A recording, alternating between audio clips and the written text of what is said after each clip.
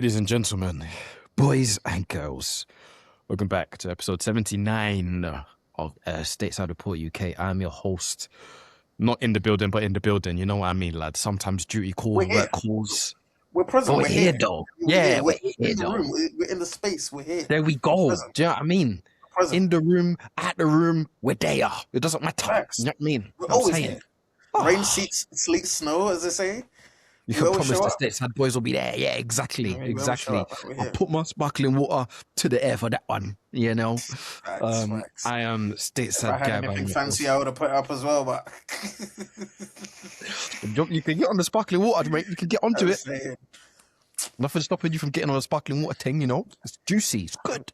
water just has to be water, man. You know what I mean? You lot that have to have Bit personality with your water, bro. Water has to be just water, but water bubbling and sparkling and bro. Sensation. You lot go Hollywood on me after 5 minutes, man. Struggling to keep up here.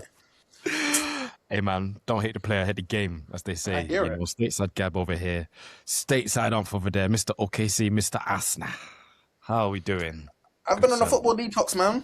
Last time I watched football was that glorious, unglorious day at Wembley. Obviously, World Cup qualifiers and stuff. My country is in the World Cup. You know what I mean? We live in the World Cup. The country also just sacked their manager, by the way. You are? Your country just sacked their gaffer, by the way. My We're going country World too, Cup. don't get it twisted. We're going World Cup. We're going. We're going you World know? Cup. See, I didn't even know that. All I know is we're going World Cup. Can Nigeria Going. say that? No. Can Jamaica say that? No. Can countries say that? They can't. We're going World Cup. We live in the World Cup. I hear So it. I'm saying- Even the Italians, they can't see it as well. Bro, I caught the shootout of that. So I was on one of my boys' lives. He's Italian. Heartbroken. What, Heartbreaker. fuming? Bro, it was near tears. His eyes was glossy. Bless him. But Get I can't something, relate. man. I can't relate. Do you know, I really can't relate. So hopefully this summer, you know what I mean? Hopefully this summer is a good summer for not only for Ghana and Arsenal, but OKC as well. It's a basketball channel, so we'll keep basketball for now. You know what I mean, we're not. What's the saying? You don't count your chickens before you lay them, or whatever. You don't I cut mean- your chickens before they hatch. That's the Say- one. I mean, I ain't from here. I mean, I'm from Ghana, mate. I don't know what the sayings. Well, don't worry. That's why they bring me in here. I'm one of them Yeah, hybrids. You know, bit of this, bit of that. Saying. I mean, Yeah. don't Yeah, man, worry. all Don't you good, all worry, good. because man, we'll get straight into the chat and what's going on in the West at the moment, as we normally do. A bit of a detour, and you have to stick with me in regards to what we're gonna talk about. We will have a little bit of MVP chat a little bit later, because that's talk of the town right now. That's what's sweeping the NBA nation as we know it. But I do need to talk to you about, funny enough, the Clippers. Kawhi Leonard specifically in and around the Clippers. Of course, me being irresponsible, don't have the standards in front of me, but if I look at them right now, which I do, I 8th think in the so, West. Yep, battling for what 7th seed is probably going to be best case scenario for them, with only a handful of games left in the season. 39-37 records, so about 500. They're basically mid, a little bit above that. But the Clippers per se is not what I wanted to talk to you about, because they have games where they look great, and they have games where they just came off a 5-game winning streak. Funny enough, I'm saying that, but they also have games and have shown this season where before that 5-game winning streak, they were on a 4-game losing streak. So they're one of those teams up, down. As I said Sometimes earlier, maybe but good, sometimes maybe. I mean, yeah, exactly. Shout out to Gattuso. Wonder what he's doing these days. Bro, not getting Italy to the final, to the World Cup. That's what it is. He's their manager, Is he? Yes, he's on the manager. That's He's crazy. their manager. Didn't even know that, deep hip. Didn't even know that. Well, anyway, shout out to Gattuso. Might not have a job after this recording, but hey, we'll Facts. see on that, But I did want to talk to you about Kawhi in regards to, I think me and you can both agree, Stateside, that he's been one of the surprise packages of the season, Again, I'm going to get his numbers in front of me. Me being irresponsible, not have him, but I've got him now. Don't you worry about that. About, 28 points, which is a career high. 6 rebounds, 3 assists.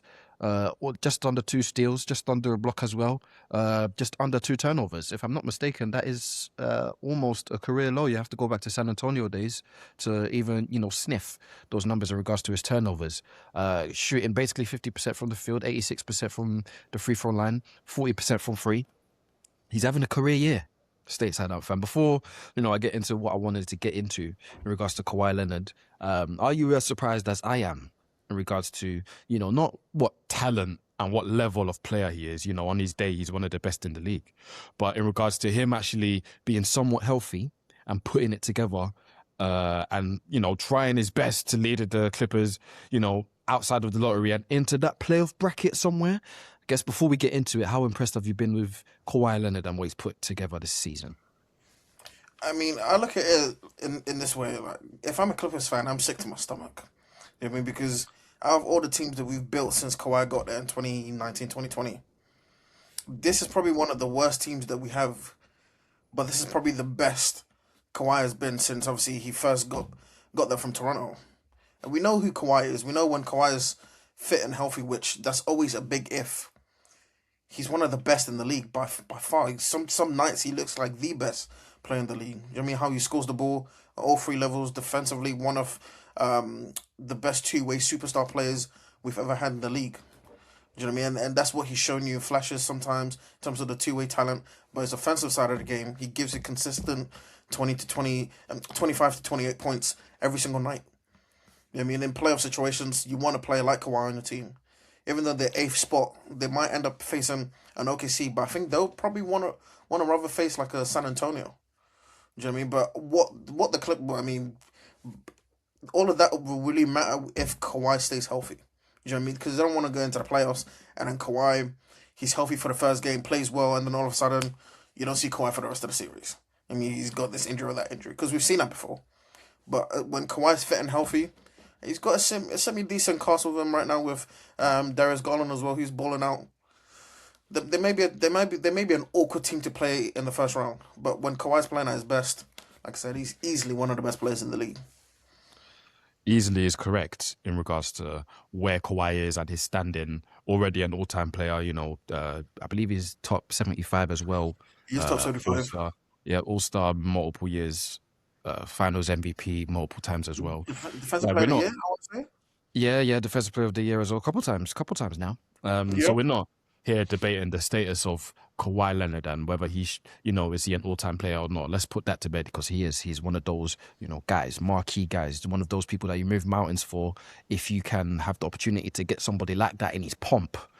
But with Kawhi Leonard, he's playing like he's still in his prime years and in his pomp. However, Stateside, I have the question for you, and this is what I really wanted to get into when I was looking at the Clippers situation and Kawhi situation. Let's disregard for a second, if we can, the allegations in regards to the under the table money and all that, because I think it's going to come to its head in the summertime once the investigations, come to actually something.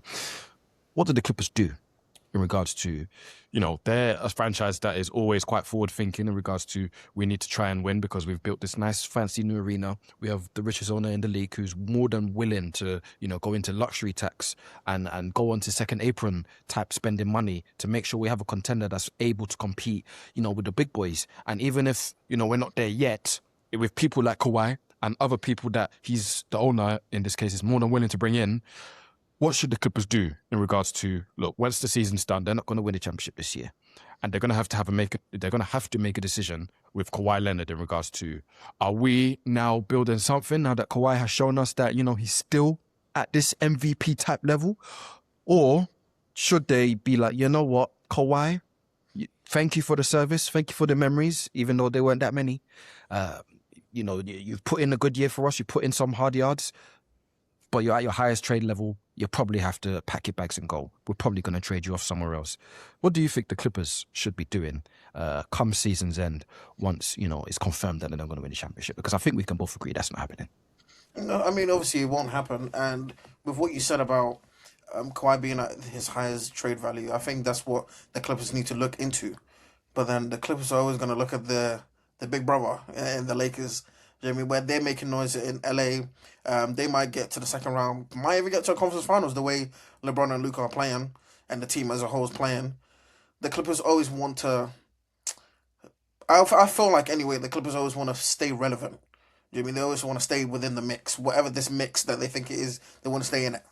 So by keeping Kawhi, you know what I mean, like you're saying, playing at the best he's ever played in a long time, bringing Darius Garland in and having the other pieces around him, I think they'll probably long this out. They'll probably keep Kawhi. They'll probably obviously try and get other people to try and build on what they have with this team, with Kawhi being the number one option. But then with Kawhi this late into his career, again, like I said, touch obviously knocking wood, like, an injury is always around the corner for someone like a Kawhi. Do you know what I mean? And that's something that I don't know if you wanna, if you wanna bank on that, but it's a risk that Steve Ballmer, the Clippers might be willing to take. You know what I mean? Like I said, obviously you hope there's nothing happens to Kawhi in that sense, but future, I mean, past is determined that, right? It's hard to bank on Kawhi to stay on the court. Do you know what I mean? And this team is as well as they're playing now. I don't know if they have a long future, especially with Kawhi as the number one. And, you know, that's where I wanted to kind of, I guess, take your mind into that. You know, I like to ask people to play Nostradamus, even though it's not fair. I'm going to anyway, you know, because is there a market for somebody like Kawhi Leonard in regards to not what his production says, you know, it should be, in regards to every team in the league should be lining up for Kawhi Leonard? That's just not the case, is it? When you look at the numbers and when you look at some teams in their situations, when you look at the context behind it and you think Kawhi, yes, one of the best players in the league on his day. However, on his day is a real question mark, or quotations, you could say, because he's injury prone, you know, putting it bluntly. However, you'd like to think, you know, Toronto was a team in the past that knew what Kawhi was and still were willing to, you know, send over their franchise player to make it happen. So would you like to think that even though, yes, in his advancing years, people will be more aware of what situation Kawhi is in, and, you know, there's an actual, you know, market for him? We've spoken about teams like, you know, the Atlanta Hawks. Can I think of another one off the top of my head? Maybe the Blazers as well. We're going to talk about them a little bit later in regards to maybe one of those teams that's like ready for a superstar to just jump in there and then take them over the mountaintop. Do you think there's a real market for Kawhi? Do you think there's any teams that you could see Kawhi moving to or getting traded to if that was to come to fruition? I mean, like I was saying, when Kawhi's at his best, he's easily one of the best players in the league. You know what I mean? At the start, Kawhi is what it says on the tin. I mean, he's a risk. I mean, it's a risk, but then are you willing to take that risk? Do you know what I mean? Is the juice worth the squeeze? Some way put it. He says he's not from here. I don't know the sayings. Where'd you get that? I'm just saying, Kawhi's a risk, but if you're banking on him being at his best, if Kawhi's at his best and you put him on a team like the Hawks, who knows where they might end up, especially in the East as well. You know what happened when Kawhi went to the East? Good things happened. You know what I mean? So it's one of those ones. There's always going to be a market for someone like Kawhi. You know what I mean? Especially when he's healthy. I have to preface it by saying, when he's healthy, all bets are off. That's fair. That's fair. I mentioned the Hawks, and, you know, you have a apparent beef on our YouTube side of things. I'm starting to like the Hawks, you know. I've been trying to show you about the Hawks. Since a certain Trae Young left, I'm starting to like the Hawks. That's why they don't like you, by the way. But, you know, Trae Young not there no more. So, you know, you got some credence. Look at what they're doing. You know what I mean? I'm saying, you know, I'll be paying attention to what the Hawks are doing, just because, look, they are one of those teams that I feel like, I know we're not supposed to be talking about Eastern Conference teams right now, but with the Hawks, they are one of those teams where it's like, if they can add somebody of like serious star power, then that immediately can thrust them into some sort of contention. And when was the last time the Hawks were in contention for a championship? I couldn't tell you when. You know, so that'll be interesting to see if they can pull off, you know, something whilst keeping the bulk, you know, of the roster that they currently have. In the summer, I don't know how the contracts specifically work, but in the summer it'll be interesting to see what they do. But we'll stick to West Matters as of right now, because I needed to talk to you about the Dallas Mavericks, funny enough. And it's not about, you know, Cooper Flag, Rookie of the Year stuff, because we know he's already won that. We don't have to talk about, you know, your boy. What do you think? Yeah, no, well, we have that discussion for another day. Shout out AJP, he's due on the podcast very soon. He's a sad Dallas fan, but he's happy about Cooper. I'll tell you that for free. Somebody who said about the Dallas Mavericks, actually, is Mark Cuban. As you know, he's no longer the majority shareholder in regards to what Dallas Mavericks operations say. He doesn't run the show anymore. He's handed over the keys to a guy that I can't remember his name now, but the governor's even said he's looking for somebody to be head of basketball operations. He'll be looking at Brad Stevens and a few others as well. So, you know, they're trying to make moves in Dallas to hopefully make sure they're on the, you know, straight and narrow. But Mark Cuban don't like it. He says he doesn't mind his decision at the time in regards to selling the Mavericks a few years ago. However, the people that he sold it to, that's where he has his gripes, and that's where he's a little bit annoyed. And you can imagine, because is the Luka trade happening under, Mark's watch? Probably not. No chance. Is Nico Harrison probably in the job for as long as he was? If this is what he was thinking, and these are the moves that he was trying to make, would he be in the job for as long as he was? No, that wouldn't be the case. He would have been out of there. From the moment he said, "I'm thinking of trading Luka," that'd probably be your bags packed. And Jason Kidd somehow has got into the middle of this in regards to, he's the head coach, so he's going to have to field questions in regards to, "Oh, Jason, what do you think of this? Mark has said this, the owners are saying this." And he said, "Why can't we all just move on? Why can't we all just forget about what's happened and try and move forward?" But is that as easy said as done? Is that easier said as done? I think that's the saying. I don't know. I can't math. Easier said than done. Yeah. Sometimes I struggle. From here, but I struggle sometimes, lads. All right? You know what I'm trying to say. Yeah, you know what I'm trying to say. In terms of what? In terms of what Jason Kidd's trying to say, actually, in regards to, look, everyone just needs to move forward. Mark's saying this, governors are saying this. I'm trying to take the team forward, and we need to low-key forget about what happened. Is that easier said than done? Because in my eyes, especially when you see what Luka's doing now for the Lakers these days, Mark probably has a lot of, leg to stand on in that regard. So just saying, forget about it, it's done now, it's not just as easy as that, is it? I mean, like you're saying, it is easier said than done. Do you know what I mean? I feel like even when or if Dallas win another championship, they're still gonna be like, imagine how many we would have won if Luka was still there. You know what I mean? Or how many more finals we could have got to before we won this one. It's gonna be imprinted in Dallas history forever. Do you know what I mean? And obviously, shout out Nico, man. Yeah, I tried to back him sometimes, but I'm like, bro, especially with what Luka's doing right now as well. You repped it. It's like it just solidifies the fact that trade was it was the worst trade in NBA history. Do you know what I mean? And I hear what Jason Kidd's saying. You will have to let it go. I mean, he's a coach. You know what I mean, you have to let it go and look forward. You know what I mean? You do have the silver lining in the Cooper flag, and you want to try and maximize what he can bring to the table, to the side of skill, athleticism, and his, what he does well on the court. But the whole Luka thing, it's gonna hurt, it's gonna sting, but it just, again, it's easy for someone like myself to say it is what it is. You just got to move on. But then again, someone like an OKC fan like myself, when KD left, that wasn't a trade, but he left. I thought there's no way we're ever gonna get close to be one of the best teams in the league, let alone win a championship. But look at me now, look at me now. Do you know what I mean? You've got a jury on your finger, huh? Say, look at me now, man. Players coming around trying to go back to back. So there's always silver linings with certain things. I'm not gonna sit here and act like holy and mighty. Be like, the good days are ahead of yours, Jerry. You just gotta get that chin up right now, Jerry. Like you be all good. But it's easy to be said than done. But I hear it. It'll sting.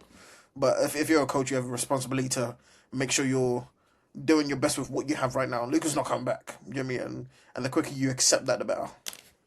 Yeah, I agree with you, to be fair. I will say, in regards to it, is I remember a few episodes ago, you asked me, do you think the Dallas fans, the fans specifically, would forget or be able to move on from Luka?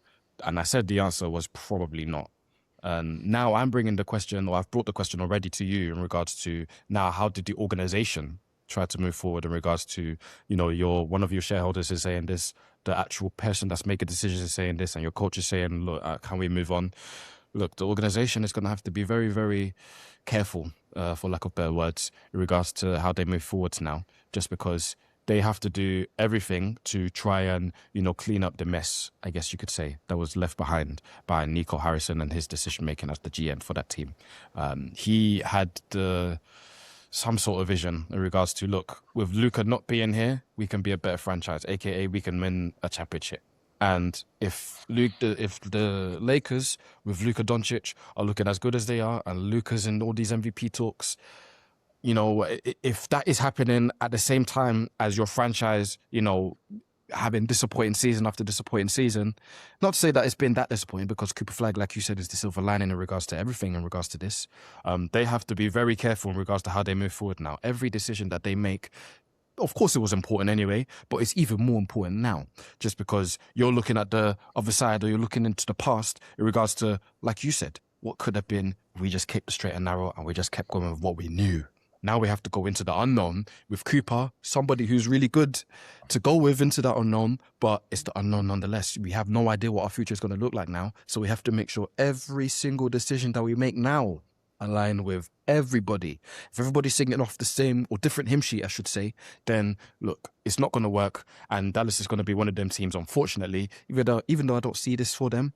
But if everybody's not singing on the same hymn sheet, then they'll be one of those teams that unfortunately are going to be like my Sacramento Kings, New Orleans Pelicans, the Brooklyn Nets. Just everybody having their two piece in, nobody can agree on the same thing, and they in the lottery, year in and year out. And I don't want that for them. But if they don't get their ideas and their philosophies all in check, everybody on the same page, ain't happening. So what's being said in regards to what I brought you, it's not good today, Sam. It's not good. It doesn't read very well. I mean, with what you were saying, it kind of reminded me of, I'm going to chuck an analogy out there where, when a girl, she thought that this was my guy, this is the guy, and then whatever, for whatever reason, they break up. She's heartbroken. And then once she's now back on the market again, she's trust issues. Do you know what I mean? She's galaxy brain and everything. Like, could this be worse than what it was before and stuff? And it reminds me a bit of the Dallas situation with what you were just saying there. Like, are they now gonna overthink everything with every trade they make, every player they bring in, every player that they have to let go? Could he have been this? Could he be that? Like, are we making the same mistake as we did with Luka? To that analogy, is that what am I going to go to my little mates to get confirmation for all my decisions? Right. Like, really? Is that what's going to happen? Exactly. But then it's like, if I do go with this person, am I making the right decision? Like, you're gonna be stuck in your own head, and you don't want to be too thorough to a fault. Do you know what I mean? In terms of your thought process of like letting players go, bringing players in, have to let it be and just be. You know what I mean? Yeah, but I think that only happens when, and probably Dallas fans can let me know if I'm, talking out my ass or whatever the case is, but if everybody's not on the same page, then things can't just be.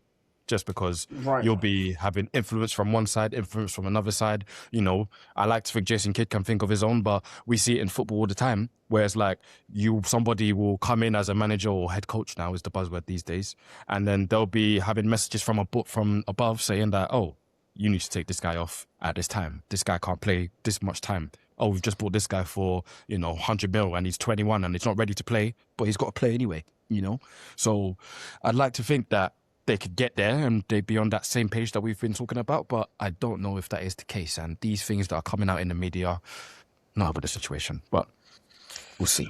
Like you said, we will see how it goes, but they will just need to look with what they have in Cooper Flag. It could have been worse. You know what I mean? They could have not have that first pick. It was. Yep. Exactly. It just looks like Nico dropped a grenade and left the building, so there's that on that. Oh, shout out to Nico Harrison, man. Yeah, man.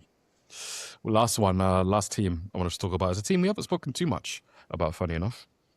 I mean, we kind of touched on them a little bit earlier in the season before their manager ended up in the slammer.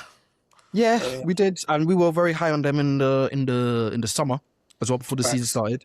Portland Trailblazers, and the news is kind of an excuse to talk about them. I'll be honest. It's been confirmed that the team is going to be sold for not exactly a record fee or anything like that, but $4.25 billion.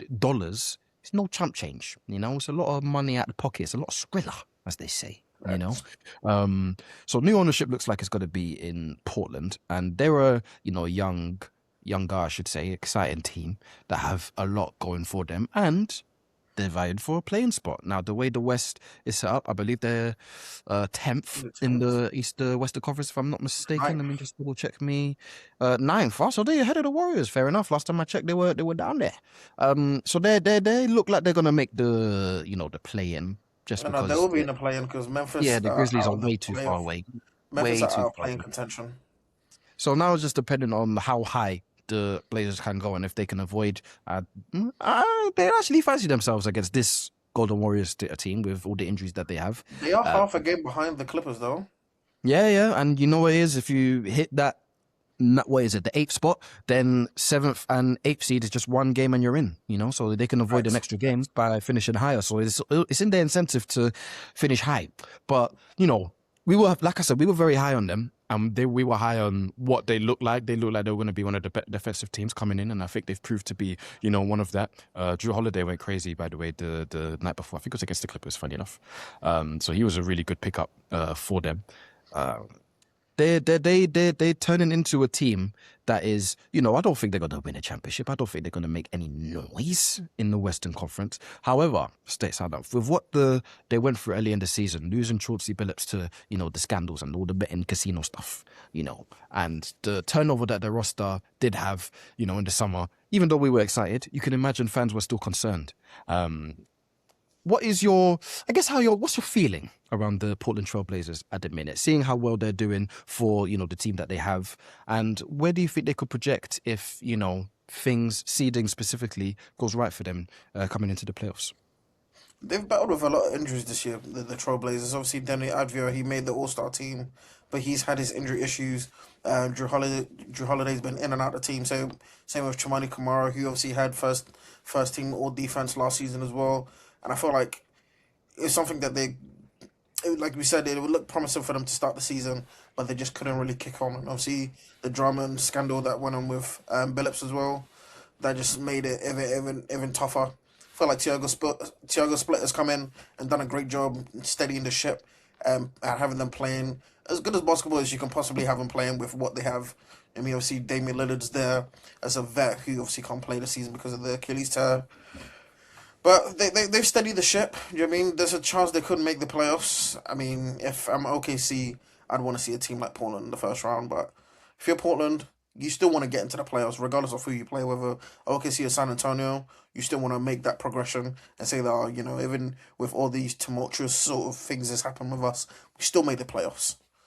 Mine might be short lived, but still, as an organization, you want to build off that. You want your players to be exposed to them type of environments, to be in them type of situation. Ultimately, they want to turn the script and get back to what Portland basketball was. I mean, obviously, you saw with Damian Lillard hitting that shot against OKC. God forbid that ever happens to me ever again. I don't think I have the heart for it. But Set your franchise on the straight and narrow, though, to be fair. I was saying at this stage of my life, I don't have the heart for it. I mean, we're the straight and narrow. Let's keep it that way. Anyhow, that had happened at this stage of my life, God knows what would have happened, bro. Oh, Lord. Nothing. Actually, let me not even say nothing could be worse than that. But I'm saying top three worst things that's ever happened to OKC, and to me as a Yes. sporting fan. It was great for But me. I'm just You can saying, imagine. obviously, you saw what Portland basketball looked like. They were in the conference finals at one point as well. Dame and CJ were running around in the playoffs every single season. That's what Portland are trying to get to, and obviously trying to do one better and win the whole thing. So right now it's a good start. It's a good start. Obviously, I don't know what's going to happen with Billups if he's going to come back next season. Yeah, well, this is what I wanted to get into you about, just because, look, new ownership has come in, and I remember we had this conversation with the Celtics. I think it was back end of last year when they Yes. just got bought, and I told you that their ownership, things are going to be moving and shaking, because what do owners want to do? They want to put their stamp on the team and make sure that this is in their image, so that when they win, they get as much credit as possible. So there's two factors that I want to ask you about in regards to what they need to do moving forward. You let onto the first one in regards to what did they do with the head coach situation. In regards to, it's probably not going to be Billups now. He might have got sacked already. But do you give Thiago Splitter the job full time, seeing what he's been able to do with this injured, young, exciting team? Or do you bring in a more, experienced head coach that has, maybe a bit more proven in regards to player development and playoff success? Do you keep Splitter, or do you bring in someone else? Um, If you're you making a gotta give decision. you gotta give Coach Splitter a chance. Do you know what I mean? You gotta give him a chance because trying to keep, like I said, with everything that happened with that team, getting them to the position that they are, especially if they make the playoffs. I think that would just make the decision a lot easier to keep Antigua Splitter in the job. No, not gonna lie. When I first saw it, I was like, "Whoa, is that Splitter in the Yeah, I dugout?" said But that's the poor head coach, boy. he's done very well. I'd say you keep Mm. him on for now and see where that takes you. Okay, so then in that case, then cool. You Coach Splitter is your guy. You kept him, and you've kept, let's say, for argument's sake, you've kept the crux of the roster. Even though I said they're a good team that maybe people would be eyeing up for a free agent spot. Well, like you said, which I not forgot, but I put on the back burner. They've got Damian Lillard in the fridge, waiting to go, ready for next season. What happens in that case then? Because when it's time to implement Damian Lillard back into this team now, I have another question off the back of this, but he's, someone who's very important to the recent success of what Portland is. And he hasn't really proven to you, I guess, that he's really fallen too far off of that pedestal that he's been on in regards to being the guy in Portland.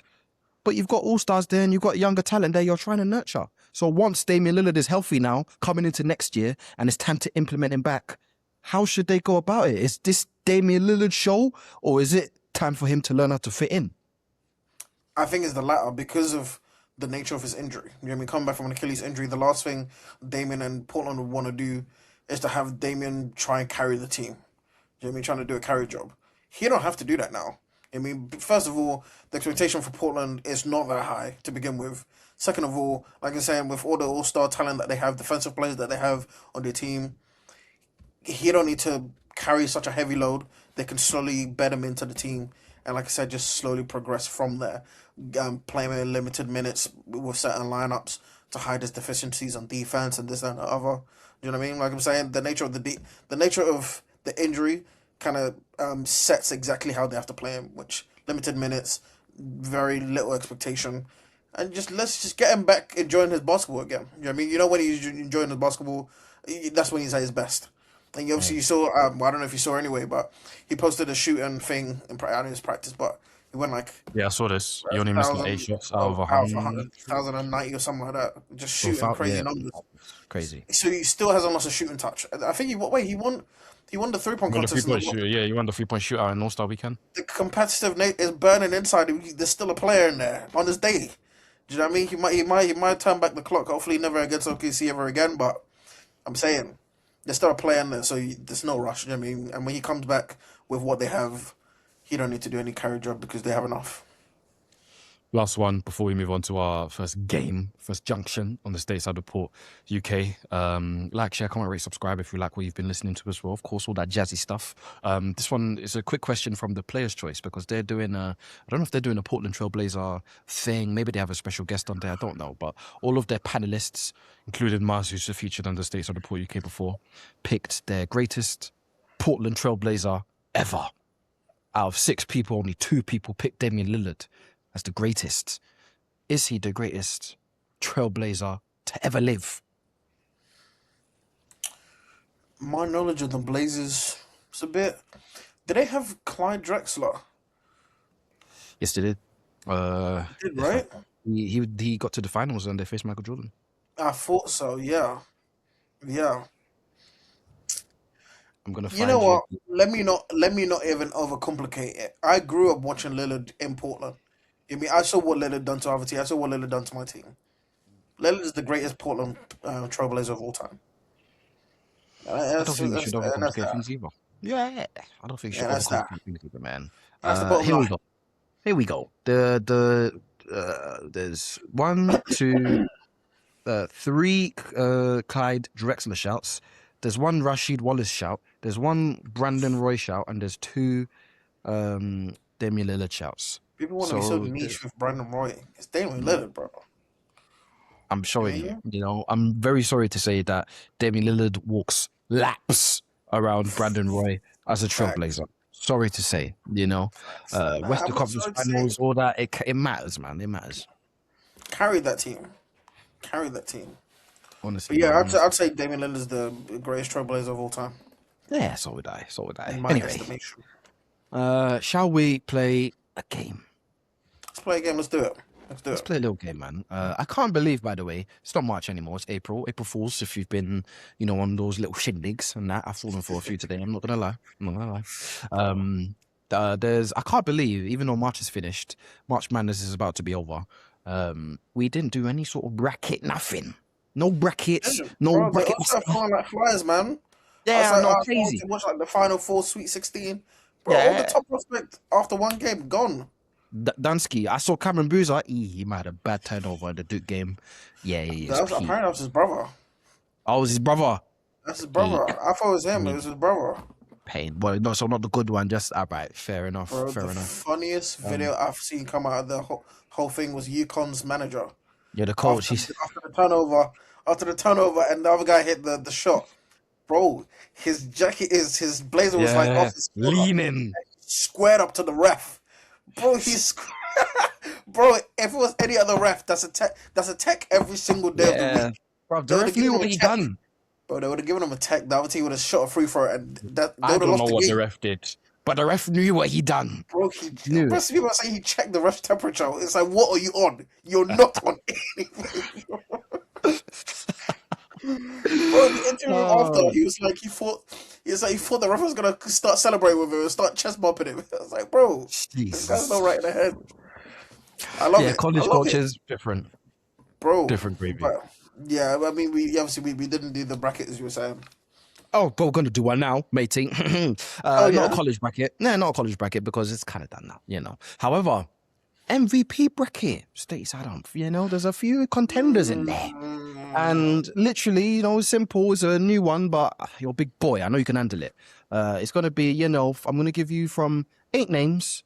It's going to be in like a playoff situation thing, but imagine like a bracket coming into like this.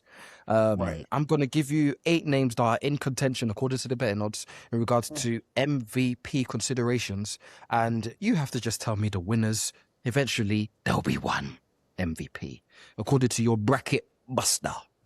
Can you do that for me? Can you do that for the people? Let's do it. So, here we go. You're going to get it very simply, I like to think, Shai Gilgeous-Alexander versus Kawhi Leonard. Sorry, what do you mean? Who's MVP out of those two? Oh, Shai. Victor Wembanyama or Jalen Brunson? Wemby. Nikola Jokic or Jaylen Brown? Jokic. Luka Doncic or Donovan Mitchell? Doncic. Okay, so we're going to move on to the semi-finals now. All right, quarterfinals is done. Semi-finals is coming. All right. Shai Gilgeous-Alexander, Luka Doncic. Shai. Victor Wembanyama, Nikola Jokic. Wemby. The final. Shai Gilgeous-Alexander, Victor Wembanyama.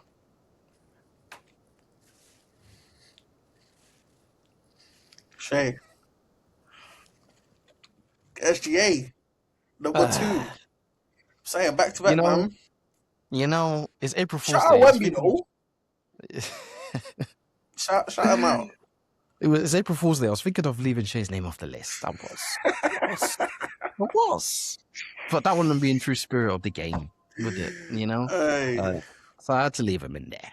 But Stateside, who did you eliminate very early on? You eliminated Kawhi Leonard, Jaylen Browns, Jokic. Yeah, they have no chance of winning. They have no chance of winning. No, they don't.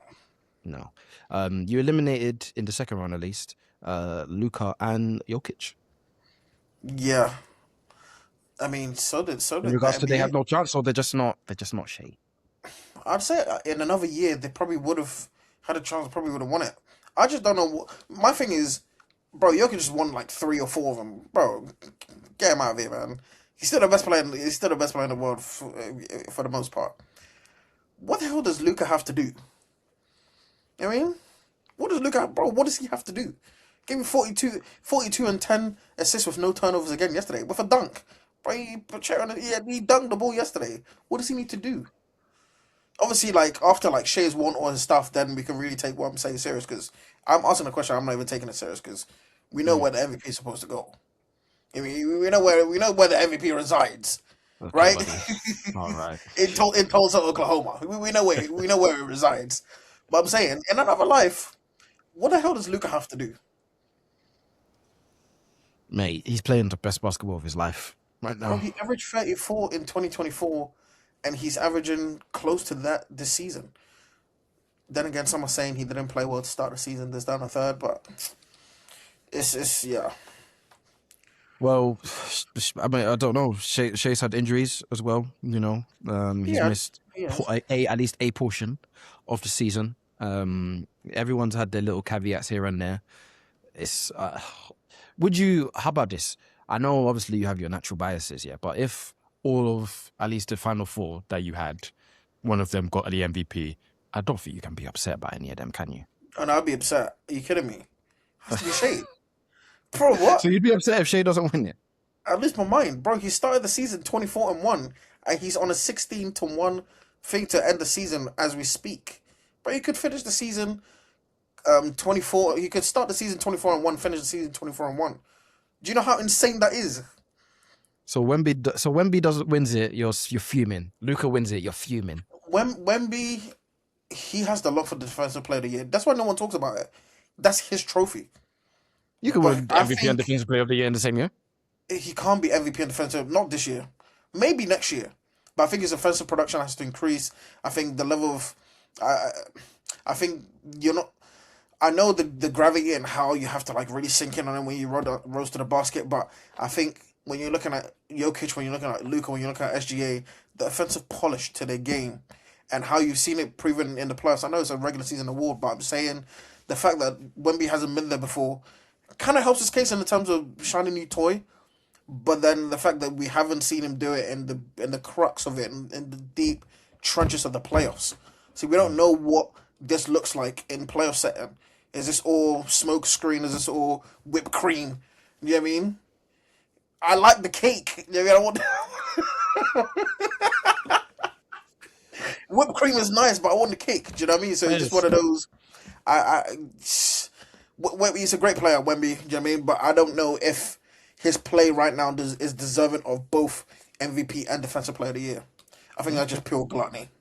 Okay. I've seen gluttonous people in the past win both. I'm just saying. But it could It's not happen. happening. It's not happening. Well, it can't anyway. How about we move into what's going on in the East right now? Thanks for playing the game. Thanks for breaking down the bracket with me. I knew what the answer was going to be coming out of your mouth, but thought I threw it at you anyway. See what the people think. We're going to go into some Celtics stuff, actually. Do you know what? It's Jason Tatum's come back, by the way. Well, I know we're not speaking about Tatum's per se. It looked all right, be honest. I saw a little bit of the Charlotte, what he did to them. 32 points. I said, yeah, no problem. That will do me. That'll do me. I like the fact that they're not putting too much pressure on him to perform, but he's taking it upon himself to, if I'm going, if I'm feeling it, I'm going to trust my legs and I'm going to see what I can do.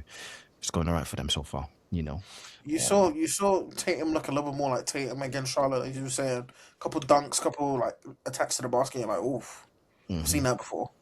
Spooky, mate. Spooky. But I did want to talk to you about somebody that we've spoken about quite a bit in regards to this year. Someone we put a lot of pressure onto coming into this year was John Mazzulla.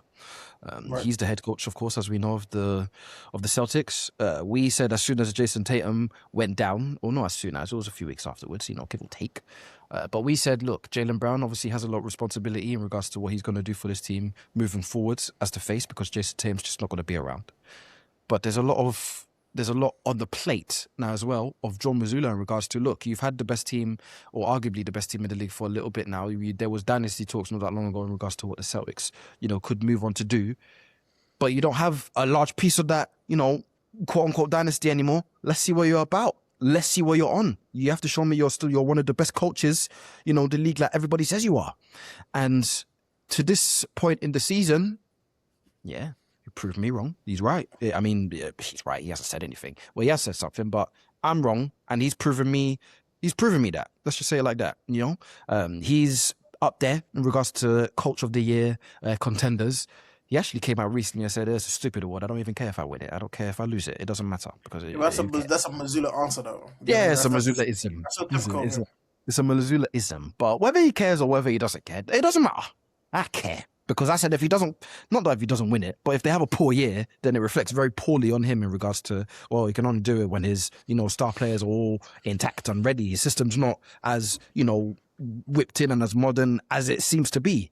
However, like I said, Stateside, you can let me know if I'm wrong, but one of the best coaches in the league, Joe Mazzulla, that's making perfect sense to me because he proved me wrong in the summer when I said he has a lot to prove.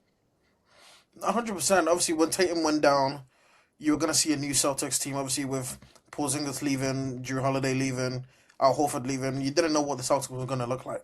I mean, they had to really dig deep in their bench, bringing in some of the players that just didn't really get the chance when this championship team obviously was playing.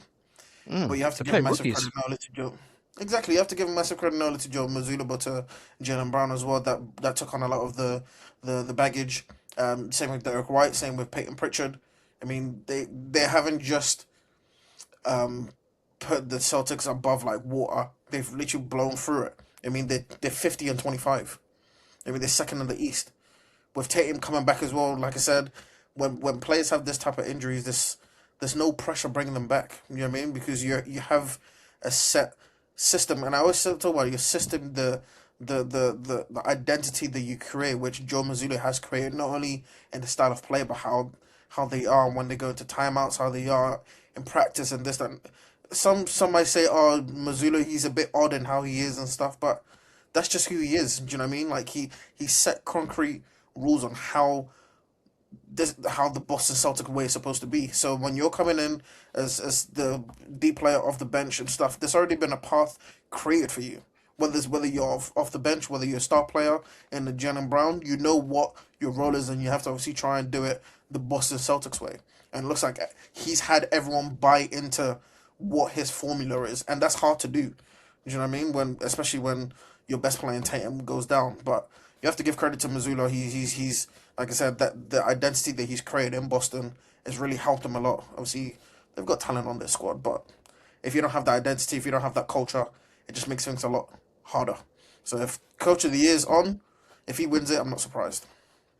Yeah, agree with you. I think he's had to battle a lot of questions since he was given the head coach mantle, just because when Ime was there, he got a lot of credit in regards to instilling a real defensive identity with that team. That obviously you've seen that he's taken over with him to Houston. You know, offense is a bit of an issue for them. But with the Celtics, it wasn't, because they had Jalen Brown and Jason Tatum, and they had like a decent system that they could float around their two stars, you know? And for me, Jason Tatum, John Mazzulla has come in and he's taken, you know, what they have on defense, kept that, and added in a system where everybody on their team can eat, everybody can thrive, you know? And we're due to have a Celtics representative come on the pod very soon. However, I'm going to pose the question to him in regards to where Joe Mazzulla needs to start ranking. I can't think of it now, in regards to the best coaches in the league, because cool is well and good winning, you know, Coach of the Year, winning it based off of one season. However, he's starting to put a body of work now where you throw a question at Joe Mazzulla and he has the answers. Not physically. I mean, you know, he comes in after Ime, is like, oh, can you pick up the mantle and, you know, take over what Ime's done? Yeah, he did that. Was it championship first year, second year? I don't remember now. But whatever the case was, It would have been second year. Cool. So because they lost the finals, you're right. Cool. So they lost the finals now. It's like, okay, you've picked up what Ime can do, but can you take them over the line? Well, yeah, he done that. Cool. Can you now come in and, you know, establish or sort out the dynamic between Jason Tatum and Jalen Brown? Is it 1A, 1B? He said they bundled that. They're like this, you know, and he's got them to a place where they can both agree as well. So you have to give him the credit in that regard. He's asked another question there. Now Jason Tatum goes down and it's like, okay, well, JT's not here. What are you going to do, Joe? You're supposed to be a good coach, right? Well, when Jason Tatum wasn't there, they were the second best team in the league, in the East. So for me, I don't know where it is as of right now. Maybe I'll have the answer to the question another day. And maybe you have it now for me, Stateside. But in regards to where Joe Mazzulla is at, in regards to one of the best coaches in the league, not just based off this season, but, you know, when you put all of the coaches up against the wall and you need to pick out the best, you know, coach in the league, there's going to be a good few people in this NBA landscape that say Joe Mazzulla. And low-key, I might be one of them. No, you definitely have to put him up there. You definitely have to put him up there. Not only with, like you said, all the questions that you posted on there, he's answered he's answered all of them with flying colours. I mean, especially, and also when you're a coach of the Boston Celtics, one of, if not the best, the biggest team in the NBA, and you've won him a championship, and you have two star players, And remember what Jason Kidd tried to do in the finals, trying to pit them both against each other, and Joe Mazzulla Mhm. squashed that straight away. Do you know what I mean? Like he puts out a lot of fires and that people try and set because it's the Boston Celtics. They're threatened of him, but he's like I said, he's creating an environment where, like you said, everyone can eat. Do you know what I mean? When the 15th player comes off the bench and they're playing, it's still Boston Celtics basketball. You know what I mean? And it's like the pressures of winning playoff games, the pressures of getting to finals and winning them and playing at the highest level, you have to credit that. You know what I mean? Not they don't give that type of job to just anyone. You know what I mean? Brad Stevens was in that position. He couldn't succeed, and so Missoula is Couldn't probably get the him over the best to line. take Yep, over that. exactly. You know what I mean? Hmm. He's the best to take over that and done that. The whole thing of Jason Tatum and Jalen Brown, are they ever going to win a championship after Ime Udoka lost the finals in 2022 to Steph Curry and that, and then they let him go. They bring in Missoula, and then he turns the corner with him. It's hard to quantify like pressure and expectation and stuff like that, not only for players but for coaches as well. But when Missoula comes in and he's blown all of that out of the water, you have to put him at the top of the tree. You know what I mean? Or up there. You know what I mean? With your Dagnotes and Rick Carlisle, you have to put him there as well. Eric Spoelstra, you have Yeah, to put your him there as Sculptures well. as well. Steve Ty Kerr, Lue, you depending have on to put how him high you there as are. well. Hmm. Steve Kerr, you have to put him there as well. Those that have won, it's hard to win in the NBA. It's hard to to to coach a team for 90 plus 100 games a season and have them still not lose their identity and have them still buy into what you're saying every single practice, every single game, every single like high pressure situation when they're leaning on you to tell them what they're supposed to do, and it actually works. It's hard to do that. There's definitely an episode in regards to we need to get some former head coach, basketball team, maybe in Europe or maybe in the NBA, in regards to talk about what it takes to actually go and win a championship. Because even if you haven't, I think there's a lot of credence in regards to going to the NBA and trying to take a team to the championship or to some sort of level of success. Because we can say, oh, put this player in there, put that player in there. But like I said, I'm putting John Mazzulla so high because there's obviously that part of it. There's a mental part of it, the schematic part of it. There's a lot of things that just don't get thought about per se. So maybe there's an episode in there where we'll have to bring somebody on. Don't worry, the Stateside faithful will make it happen. Don't you worry about that. Yeah, no. 100%. I did want to speak to you about LaMelo Ball as well, actually. You might have to lead this one a little bit just because I saw a TikTok. I know you on the TikToks about Mate, you and your current standing on LaMelo. I've been very harsh on him in regards to this is the best team I feel like he's had since he's entered the league in regards to what Charlotte are doing and them trying to make some sort of noise in the playoffs. They've been decent this year, ups and downs, but I'd say it's been more positive than not, especially coming into the year. I had low expectations for them. They blow my expectations out the water. However, you had some interesting observations in regards to LaMelo Ball and his game. I just mainly spoke about his lack of 2 point scoring, the lack of getting easy buckets. Because when I watch him against playoff type defense, physical defense, big guards or big perimeter players, he can't get into the paint consistently. When the offense is flowing, he's at this center of that. Do you know what I mean? Everything's clicking. He's kicking out for shooters. He's shooting the ball himself. But I don't want my point guard averaging 10 threes, 10 3 attempts per game. That's too much. You know what I Hmm. mean? Certain nights he's not shooting free throws. Certain nights he's only having one, two, three free throws. As a point guard, pass first point guard, you have to keep the defense honest with your scoring, with how aggressive you are, not only with shooting the ball but getting to the paint.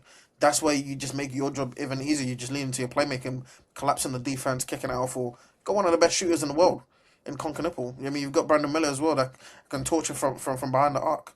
You've got other weapons as well, but as a point guard, I just feel like when he comes up against your Cades, when he comes up against your Tyrese Maxey's, you see the difference. It's a stark difference. If they wanted to get in the paint and get a layup, they could do that like that. LaMelo can't, but he's not strong enough. Do you know what I mean? I don't feel like he has enough complex. I'm about to butcher this complex. Like his game is not Complexity. complex enough. I was about to say Yeah. complexity or something like that, but I'm sure that's not even English. Like his game ain't complex enough to Yeah, to I know what you mean. find his way between the cracks and get Well, in there. you say that in regards to it's not complex enough. I would. in a different sense, say that it is in regards to he's very unpredictable in regards to you put the ball in his hands and he can do anything, which is the magic and his selling point in regards to that. Yeah. However, do you think I have a couple questions off the back of your observations in regards to his play style? Do you think he is able to get to a level where he's heliocentric, but it's to the level of, I won't say LeBron's because that's unfair to probably compare him to like an all-time great like that. But maybe his contemporaries, a Luka, a Tyrese, other players that are in that nature of they're pass first in a way, but, it runs all around them and they win games because it runs all around them. Do you think he can ever get to that level with, the way you're seeing him play basketball? Or do you think maybe he's, hit his peak in a way? I mean, the whole unpredictability of his game is, like you're saying, it's a blessing and a curse. Do you know what I mean? And if there's one player that I can confidently compare his game to, for me anyway, is Halliburton. I mean, kind of same size, and Halliburton's learned to attack the rim. He's learned to get points for himself, whether it's in the mid range, whether it's from a three, but he doesn't fall in love with the three, and that's the issue with LaMelo. I mean, like, bro, attempting 10 threes a game is criminal. I mean, that Unless just you're Steph Curry. tells Steph Curry, his craziness. There's a method to his madness, but I don't think there is with LaMelo. I think LaMelo's, it just comes off the fly. With Curry, there's a method to it. Do you know what I mean? He makes it look like it's a bit out of control, but he knows exactly what he's doing. So that's a completely different strategy. Yeah. Do you mean that in regards to, like, for example, if you was to tell, like, if you had to sit down with Curry, for example, and you had to go through the scouting report for the next team, he'd be like, don't worry, I know what I'm doing. He knows This what he's player doing. does this, that player does this, they run this kind of offense, I can get my shots here, here, here, here. Whereas LaMelo, he seems like, I don't know him, but he seems like more of a guy that's like, I'll figure it out, don't worry about it. You'll be all But right. he does LaMelo, and I want to preface by saying LaMelo does a lot of things right. I mean, the kick ahead passes, the controlling the pace, when to go quick, when to slow the pace down.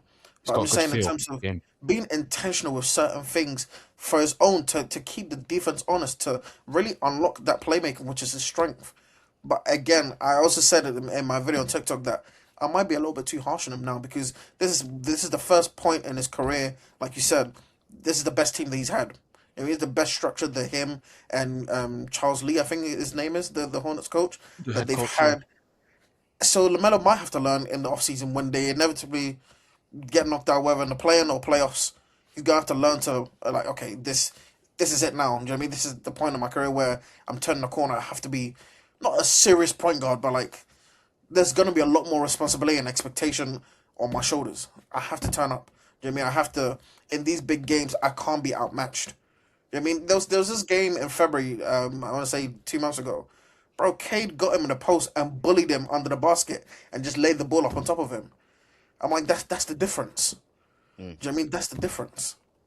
Like, but LaMelo will try and shoot like a one-legged 30-footer and it'll just graze the rim. Like, bro, Yeah. like After dribbling how many times as well? they're down three with a minute 30 left. You don't need a three just yet. Try and get a two. Keep it going. But then if you try and shoot a three, fade away, it's like, bro, and then that's the game done. It's like saving possessions, like cherishing.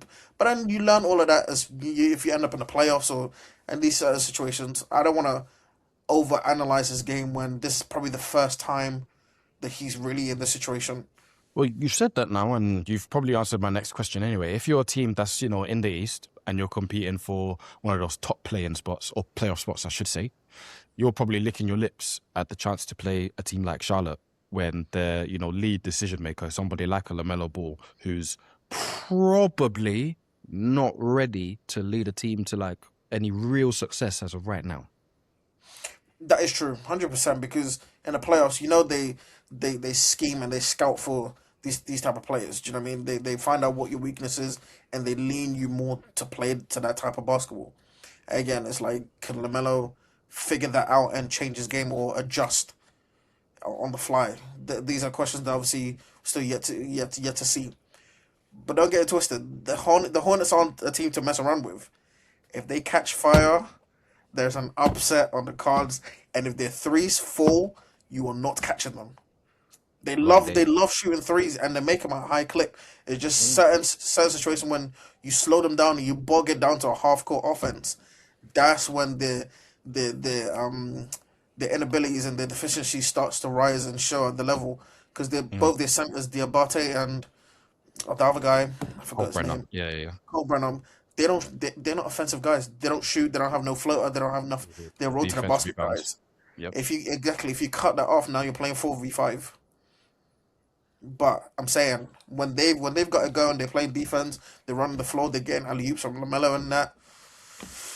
They're a completely different team. They're hell to play with. But for the sake of the NBA, I'll finish off by saying, for the sake of the NBA, they're an exciting story, and I hope they make the playoffs because I want to see that.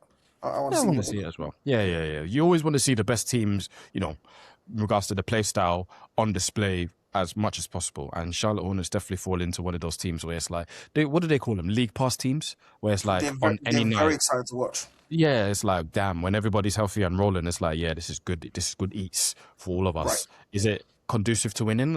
Maybe not, but at least you're going to enjoy the ride. So, as we always say, let's see when it comes to the Charlotte Hornets and what what the future has in store for them. Let's see if they can get healthy coming into the playoffs as well, because health is always a concern for that team. Last one, and we could be right quite quick in regards to. I've unfortunately I have to say my Orlando Magic because that's man, and I'm I'm gonna stick beside him. Stick by him. Did you see? Did you see the other day? It was against the Toronto Raptors. They broke an NBA record and let off a 31-0 run. You see, stateside. I'm not gonna lie. Coach, you've got explaining to do. Because look, it's not. Let's even take away that one instance in regards to they let off a record, run without scoring. 31 points. That's what some teams score in a quarter. They lost by 50. Yeah, they got trounced by the Toronto Raptors, who aren't a bad team themselves. However, 50 is a disgrace. 31 points is a disgrace. They let a guy, if I'm not mistaken, there was a player in there who I'm going to find now, who got 8 turnovers in like 8 minutes. Like he was really, really stinking the bed. And I'm good. You know what? I'm going to find. What's his name? I'm going to find him right now. Something Kane. Yeah, here we go. Jamal Kane. Brother, Wow. six turnovers in 8 minutes, 0 points, minus 32 from the field. Yeah, peak. And they had everyone as well. They had PB No J playing as well. Bro, No. listen. You have to understand, lads. This is a team that I had going to the Eastern Conference Finals in the summertime because I like the moves that they done, and I thought at least one of their guys, Franz or Paulo, can do this and ascend. Hasn't happened. They call Not him in the Paolo slightest. PB. They call him Paolo PB No J. Do you know how rude that is? What did they call them? PB No J to Banquero. Yo, Bro. yo, what? Bro. Yeah, no, I was going to be nice about it, but I'm sorry. Jamal Mosley, the talks are evident for me, brother. You got to go.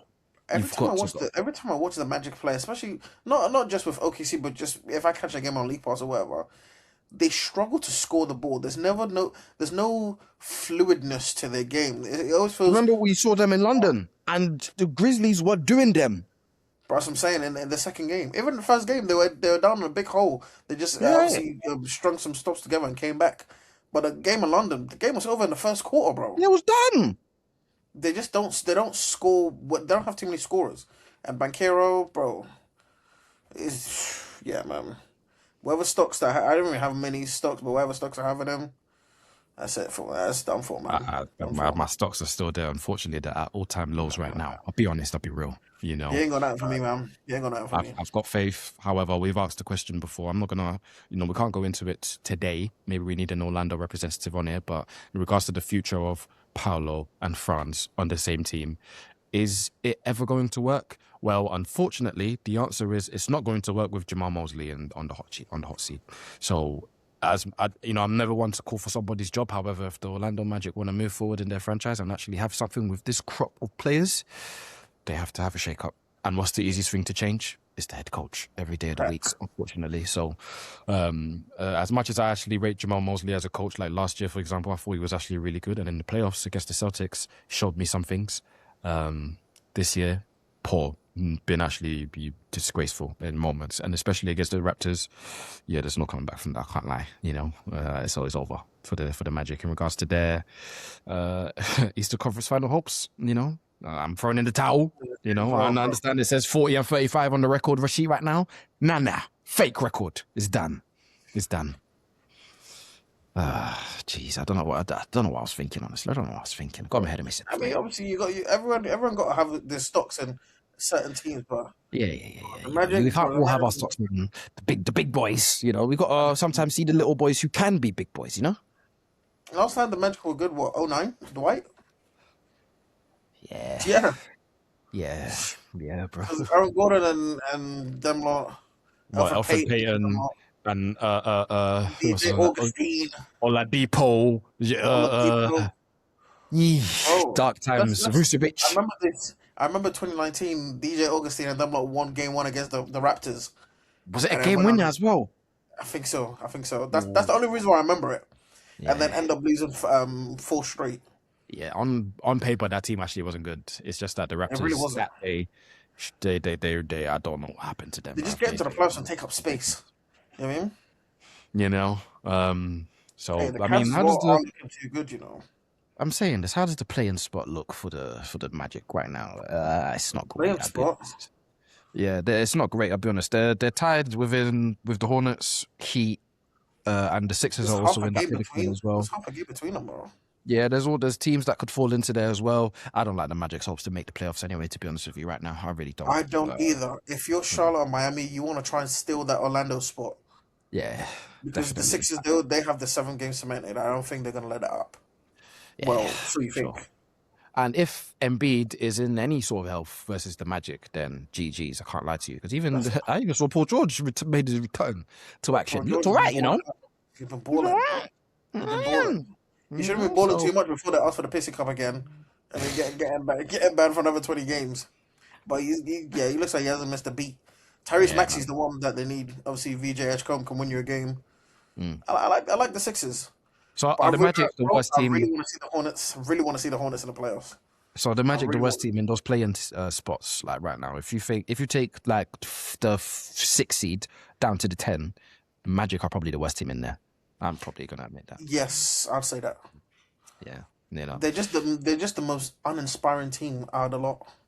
No, mate. No, I don't need to check the stats actually. I think they are still the worst shooting team in the league, or at least bottom 3, which is crazy considering the dishes they have. One of the worst offensive teams in the league as well.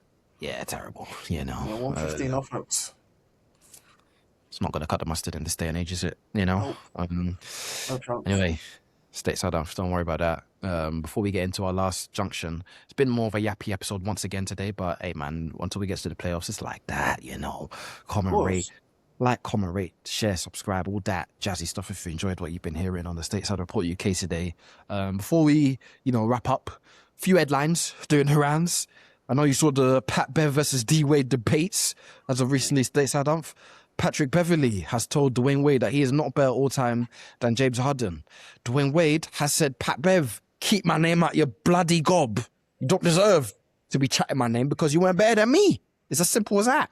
I don't think the question is Dwayne Wade or James Harden, because I even think we've spoke about that in the past. And the answer is Dwayne Wade, but we'll have another, conversation about that another day. Yes. In regards to Dwayne Wade and Patrick Beverley, it's not the first time that Pat Bev has gone after older players or even current players. You remember him and Trae Young not that long ago. Trae Young said the same thing in regards to, you weren't an all-star at the time. You weren't an all-star, so don't comment on what all-stars do. Is Dwayne Wade right in this sense in regards to you weren't on my level or James's level, so you shouldn't be talking? Is Dwayne Wade correct? I mean, Patrick Beverley, if he wants to stay relevant, he knows how to. Do you know what I mean? Because off-season, like I said, he was drawing around with Trae Young. It's like, I don't know why these lot keep biting, but they bit. Another one's bitten yet again. Thing is, I grew up watching James Harden. You know what I mean? I missed I miss D Wade's prime. I mean, I wasn't watching basketball in like 06 to 08 or 09 whenever he was at his best. Obviously, I caught a bit of when he was at the Heat, but that's when he was like slowly declining. The second option, never he didn't play to the level as what I saw James Harden play. I would say James Harden just off of the fact that I saw him play, and I haven't seen D Wade tapes like that. Do you know what I mean? I've watched some D Wade tapes, but nothing comes close to what I saw what Harden was doing, how he changed the league, how he influenced perimeter scoring in today's age. You know what I mean? Step backs between the legs, isolation scoring. That all came from D Wade. That all came from James Harden. So me personally, I'm going with James Harden, but you know it's all subjective. But the fact that it's coming from Patrick Beverley, it just makes it even funnier.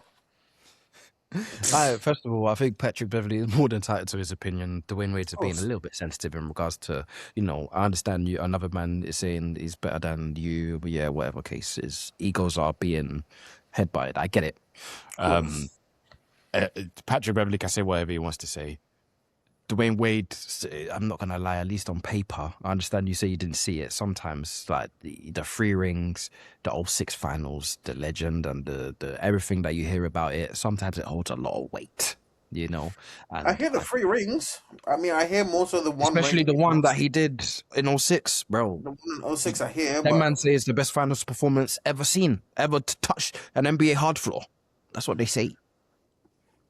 maybe. I mean, you're saying it's the same about Dirk against the Heat. So Yeah, they it's say all the same thing subjective. about LeBron versus Golden State. It It's all happens. subjective. I'm just saying. I don't know who else could have taken those Warriors teams as close as James did in what 17, 18, Yeah. and a bit of 19. He just got unlucky. He was just so unlucky that when he had his team, KD and Curry were running around the West. Do you know what I mean? If it was any other team, maybe he would have done a better chance. Mm. But it had to be Durant and Curry, and that Warriors team, best team that was ever assembled. That's what James Harden had to go up against. I mean, but obviously they'll call him a playoff dropper because he couldn't beat the best team ever. MJ ain't beating that Warriors team, but let alone D Wade. Shout out D Wade though, but he's not nah. Hey man, we'll have that debate another time. I'm a Dwayne Wade guy. If Lee or James Harden guy, but we'll I'll have see. to watch more D Wade tapes Dwayne to Wade see. was it was him for a period of time. I'll be honest, man. He was Yeah, good. He was a good player, good player, mate. Good player. I've seen my fair share of Dwayne Wade to know that. Yeah, good player, mate. Move on anyway to regards to what else is doing around. Bobby Portis, the Bucks. Bobby Portis has said that Giannis probably won't play again this season. So it looks like Giannis has lost his battle in regards to playing games versus the organization tanking. It's kind of what we've been saying for the best part of, the last few months in regards to major bed. You didn't want to tell anybody what you want to do. Now the organization are going to think for themselves. As simple as that. I mean that's always gonna happen. The organization was always gonna win. You know what I mean? Like I say, it's hard because you've got a competitor in Giannis. If he feels like he's fit and healthy, he wants to play, but that's just not gonna be conducive to what the organizations want to do in terms of losing to try and get higher draft picks for next season. Trying to think the bigger picture, but obviously if you're a player like Giannis, you're thinking now I'm fit, I'm healthy, I want to play. It's just not. That's not within the teams or the organization's plan. So the organization was always gonna win. Yeah, tough scene. But not that I'm bored of it, but I'm interested to see what happens in the summertime. But as pertains to the Bucks and this season, don't hear from them. I'm not gonna lie. Yeah, Shout out to man. Paige, our Bucks correspondent on the Stateside Report UK. She's fuming. Her Chelsea are not doing good either. We Um, love to see it. We love to see it. yeah, of course we do. And then last one, more serious one. We don't usually do these kind of things on Stateside Report UK, but why not? The Chicago Bulls have cut Jaden Ivey for recent outbursts on and off social media. Main reason is conduct detrimental to the team. I remember a long time ago on a show called Undisputed. You'll remember it. Skip Bayless and Shannon Sharp. Shannon Sharp said at the time that if a team get you for conduct detrimental, beginning of the end, because that is whether you think what you did is correct or what isn't, is basically their excuse to give you whatever punishment they seem fit. Whether it's fine you up to whatever dollars it is, whether it's to cut you regardless, whether it's to not let you travel with a team or send you home or whatever the case is. Conduct detrimental is always kiss of death. And in this case, in regards to what the reports say about what Jaden Ivey's, doing, is he's become this, born again Christian. Fair enough. Okay, that's all right. However, he's very open in regards to sharing his ideologies to everyone that wants to or doesn't want to hear it. So that includes the media members, that includes his teammates, that includes team officials, that includes everybody that follows him on the Instagram and Instagram Live, I think there seems to be, I'm very happy that he's found religion in his life and he can do whatever he wants to do. However, there's a clear cry for help, I should say, in regards to, what he's doing with his career doing this. This is somebody that was picked 5th, if I'm not mistaken, by the Detroit Pistons just a few years ago, somebody that was promised or had a promising career ahead of him just because, high lottery pick, slashing guard. He had good potential in regards to mid-range scorer and getting into the basket. Injuries, however, kept him back. And it seems like, this move to the Chicago Bulls and hopefully trying to get him paid to set up his next contract, set up his life as well, hasn't gone the way he's thought it was going to. And that's a shame. I'm very unfortunate for him. That doesn't really give him the excuse, however, to then go on this, run of just speaking his mind and telling everybody what they should believe and what they should do. He's brought people like Steph Curry into the fold as well in regards to his religious beliefs. My thing is just, free speech is a thing and say what you want to say. However, do understand that whatever you say will have consequences. So even if you think you're saying the correct thing and everybody should be agreeing with you, don't think that nothing's going to happen just because they don't agree with you and that you think you're just doing something for the greater good, because sometimes you're just doing more harm than, what it really is. So I hope that Ivy can just find the help that I think he needs. I think there's really something going on up there. You look at him and you think about the things that he's saying. I think I saw a video of him on Instagram Live saying him and his wife's personal information. The person behind the camera said, don't chill out, don't say that, He was on Instagram Live on a plane and the air hostess said, you need to stop because you're probably disturbing everyone around you and we need to take off, do what you need to do after that.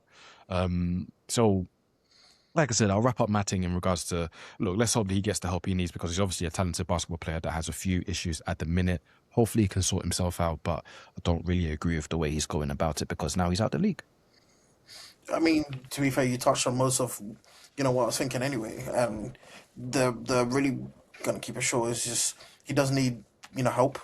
I mean, he needs help to check, what's going on mentally and stuff. And like you said, free speech is a thing, but then every action has a consequence, with what you say, what you do. But yeah, it just looks like it's a fall from grace in terms of his career and what he was projected to do. But obviously, life don't always pan out that way. But for his sake, he gets the help that he needs. And yeah, like you said, if a team feels like what you're doing is detrimental to what team conduct or whatever, that's it done. You know what I mean? Yeah, exactly. Like I said, hopefully he gets the help he needs. We'll do our best to try and move forwards because the NBA is still going to go on. I'm sure Jaden Ivey's still going to, preach his truths, and hopefully he can do it in a more positive way, and hopefully he can find his way back into the league in some capacity. But as of right now, like I say, he's not correct upstairs, and he needs help because otherwise, who knows what we'll be saying in regards to the next Jalen Ivey update. On that note, Stateside, we're going to have to play a game. We're going to have to play a game. I don't know how we're going to. Yeah. Let's do it. Well, let's do it. I should have briefed you beforehand, but I'm going to need you to get your tried and trusted best friend out. I'm going to need you. Do I even still have it? To get the wheel. Do I have the wheel? Get the wheel. Let's have a look. Because, no particular reason and no particular theme. It's just because you love the wheel so much and it's done so much for you and your career. Yeah, no. What's this wheel? I thought, why not? If you go to iMessage, this is me showing an unc how to do his business, by the way. Go to iMessage and press my name up there. You should see Yeah. info, backgrounds, photos. You want links, your press links. Oh well, yeah, links should be in there. NBA teams, the wheel will be in there, Let's have matey. a look. While you're looking for the wheel, like I said, there's no theme per se. Just wanted to bring the wheel back, just Yeah, I because. got it. Why? I got that. I mean, we're gonna do, as they say on the YouTubes, the shorts, the Instagrams, the reels, an 82 and 0 challenge. Stateside up. Simple as this. With players playing today, and we can do players all time another time, but players playing today. You're gonna spin the wheel 5 times, and now spin the wheel 5 times, and then you have to pick the best available player for each position to try and go 82 and 0, and then we'll compare teams at the end. All right. Can you do that for me? Can you do that for the people? The PTSD is sick. Sure. Do you know what? How about this? Before you spin it, how about I go first? Because you going first has not done you any good. Actually, you go first. Go The first. No Memphis problem. Grizzlies. No problem. Bro. Oh, by the way, before we even get into it, some breaking news from Shams Karania, our friend. He said that Stephen Curry is due to return on Sunday against the Houston Rockets. There you go. The Golden State Warriors still think I'm surprised he's actually come back this season. So have I. They think they're 10th, like I said, so they still think they can salvage the season. There'd be a playoff issue, but with Steph Curry just coming back, I'm not sure.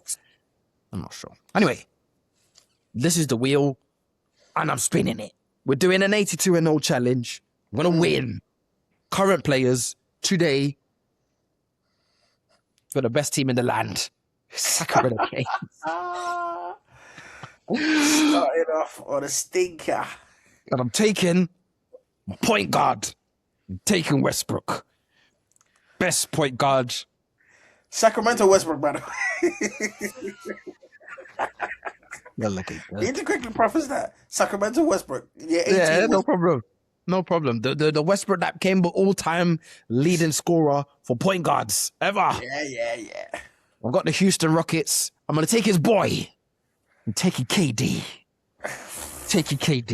And I'm slapping him in the 4. Yeah? Power forward. Right. Gosh. This is going good so far. It's actually not that bad. It's going a bit better than I thought. It could be worse. Got Miami Heat. It's going good. I've got 83 points on my team. Bam. Bam. Kobe. This is going good. My team's good, mate. Oh. I've got Russ. I've got KD. I've got Bam. I've got the Charlotte Hornets. I don't We really need some want them. shooters. Yeah, that's what. Do you know what?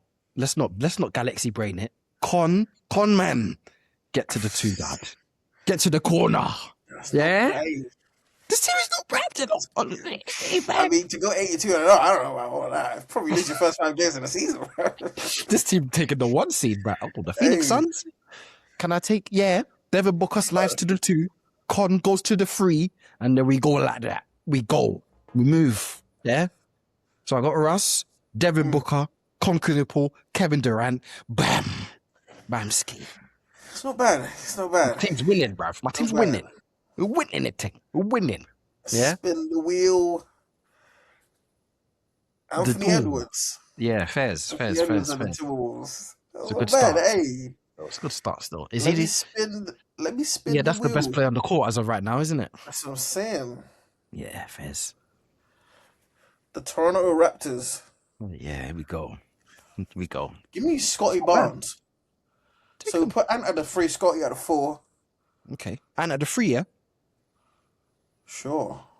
All right. Oh, actually, let me not even But, do yeah, that. depends who you get. That's That's what I'm saying. oh. Portland Trailblazers.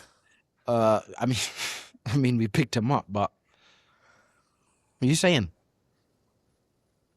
They got all stars on their team. Give me. Here we go. I'm not picking Denny. Give me Chimani Kamara. Give me a lockdown defender. All right. So what? He's 2, 3, somewhere there. All right. My team better, but Philadelphia 76ers. Oh, Should I go for I gotta do Embiid or it. Maxey? you got not you. The process. Give me Therese Maxey.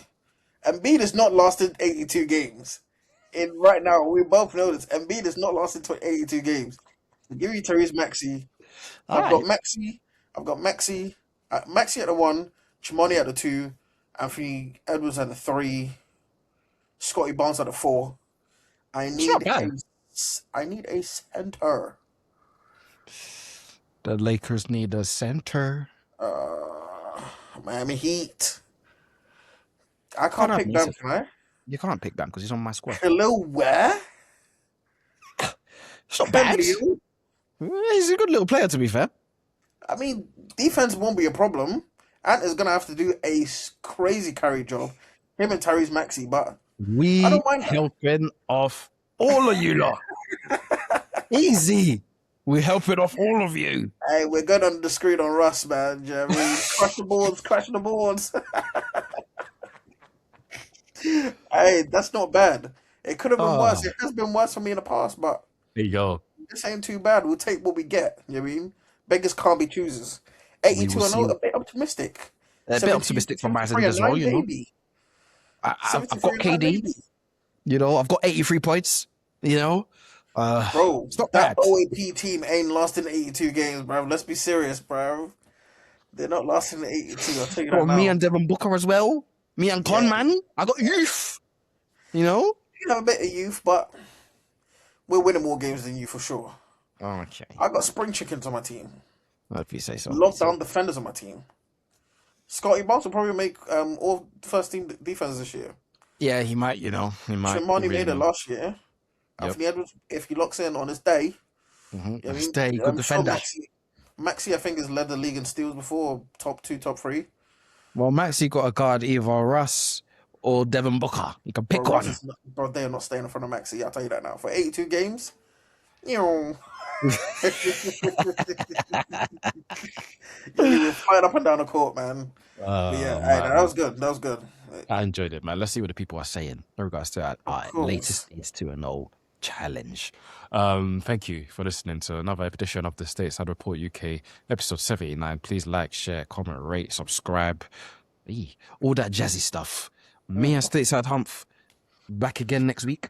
Same time next week, same time next week. Like we said, the playoffs is around the corner, so keep locked into the Stateside Report UK for more content, whether on the socials, whether on the podcasts, on Spotify and that. Stay locked there, man. You never know who will bring on episode 100. We might try and get the commissioner on here. Who knows? I told you, we've been speaking it into existence. In episode 100, the commish. We're getting a commission. He's on coming. here, so He's coming. you lot stay locked in, man. Stay locked in. Absolutely. Until then, lads, take it easy. In a bit.